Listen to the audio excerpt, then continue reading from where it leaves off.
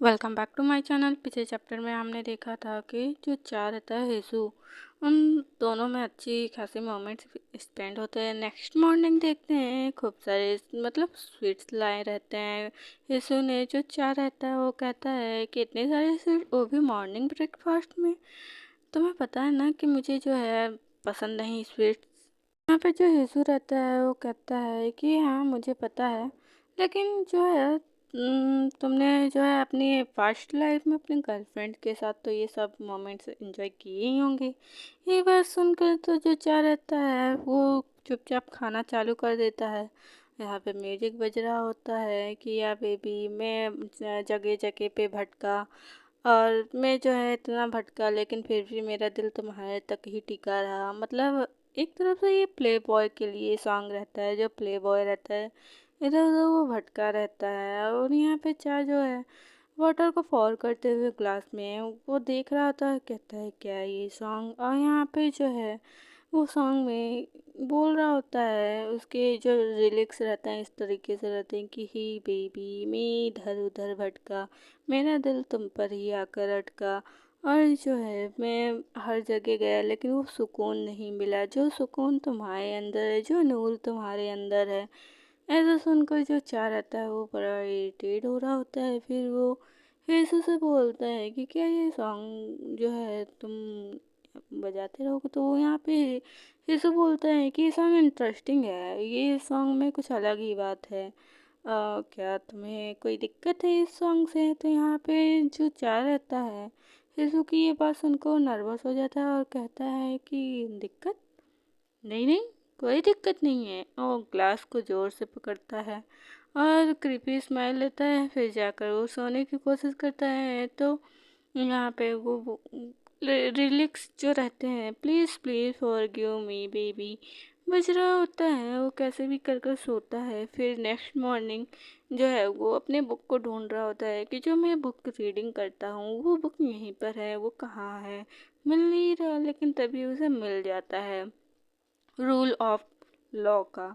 यहाँ पे जो चाह रहता है जैसे ही बुक मिलता है उसे निकालता है और उसे जैसे ओपन करता है उसमें कुछ अलग ही रहता है। मतलब बुक तो रहता है रूल ऑफ लॉ का, लेकिन उसमें कुछ अलग ही रहता है। मतलब वो जो बॉयफ्रेंड रहता है वो प्लेयर टाइप का रहता है, मतलब प्ले बॉय। यहाँ पे रात हो चुकी रहती है और दिन ऐसे ही बीत जाता है हेसू की इन छोटी मोटी हरकतों से। यहाँ पे जो चार रहता है वो नहा कर आता है। तो यहाँ पे हेसू जो रहता है वो पहले से ही सो चुका रहता है और वो देख भी नहीं रहा होता है चा की तरह। चा कुछ बोल भी नहीं रहा होता है। जब चा उसे बोलता है तो चा को रिप्लाई भी नहीं देता। यहाँ पे जो चा रहता है वो कहता है क्या तुम्हें नींद आ रही है, तुम पहले से ही सोना चाहते हो, और क्या हुआ है, तुम कुछ बोलोगे कि नहीं। तो यहाँ पे यीशु जो रहता है वो कोई रिप्लाई नहीं देता, और यहाँ पे बार बार चाहो उसे बार बार बुला रहा होता है कि यीशु बोलो भी, वो पास्ट लाइफ था, वैसा कुछ नहीं था। तो यहाँ पे यीशु जो है उसे बोलता है कि प्ले बॉय। यहाँ पे आप समझ सकते हैं क्योंकि 5 गर्लफ्रेंड रखना मामूली बात तो नहीं है, तो उसे हम प्ले बॉय में ही गिनती करेंगे ना। तो यहाँ पे जो यीशु रहता है वो कहता है कि पास्ट लाइफ में था ना वो सब, और फिर बाद में तो यहाँ पे वो कहता है कि देखो वो पास्ट लाइफ में था, अब कुछ नहीं है। और फिर जो है 7 सालों में मैंने किसी को और किसी को देखा ही नहीं। तो यीशु कहता है कि क्या आपने देखा नहीं, मतलब फर्स्ट लव का चांस मेरा ही है। तो यहाँ पे वो ये सब बातें कर कर फिर सोचने लगता है, कुछ उसे समझ नहीं आता कि वो क्या बोले। यहाँ पे वो सोचते सोचते फिर सोने लगता है। फिर कहता है कि फर्स्ट लाइफ मतलब 7 ईयर तक, जो है 7 ईयर तक आपने किसी और के बारे में सोचा नहीं सच में। और यहाँ पे वो कहता है चाह कि हाँ सच में 7 ईयर तक मैंने किसी के बारे में नहीं सोचा, मैं बस तुम्हें ही याद करता रहा। वो मतलब वैसे ही ब्लैंक डेट, और वो सब मेरे जवानी के दिन के थे। मतलब मैं बहुत यंग था तब की बातें हैं, अब की बातें वो सब नहीं है, और तुम यकीन कर लो। तो यहाँ पे जो यीशु रहता है वो कहता है कि यकीन कर लो। फिर वो शांत हो जाता है क्योंकि चाह की बातें ही कुछ अलग हो जाती हैं। फर्स्ट टाइम है कि चाय इस तरीके से हेसू से बात कर रहा होता है। तो यहाँ पे जो हेसू रहता है वो कहते हैं लेकिन मुझे यकीन नहीं है, मैं कैसे ट्रस्ट कर लूँ? क्या तुम मुझे यकीन दिला सकते हो? क्या तुम ऐसा कुछ कर सकते हो? जो बात सुनकर जो चाय रहता है वो फ्लिंच हो जाता है। यहाँ पे जो चाय रहता है वो कहता है मैं यहाँ पे उसके हैंड जो रहते हैं वो सेक कर रहे होते हैं। यीशु जो रहता है अपना हैंड आगे बढ़ाता है, वो कहता है कि तुम बिलीव मुझे कैसे बिलीव कराओगे, मतलब कोई प्रूफ है तुम्हारे पास?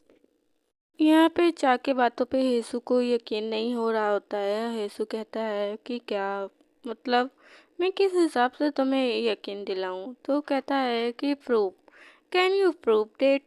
वो कहता है कि तुम क्या वो प्रूव कर सकते हो?